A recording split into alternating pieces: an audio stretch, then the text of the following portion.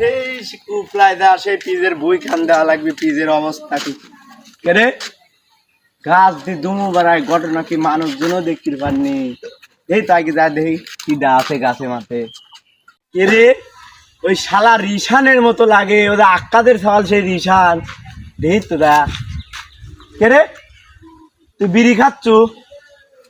আক্কাদের কাজ আমি এখন যদি না কইছি তোর 12টা বাজাচ্ছে রোজ। তুই দাঁড়ায় 1 মিনিট দাঁড়া।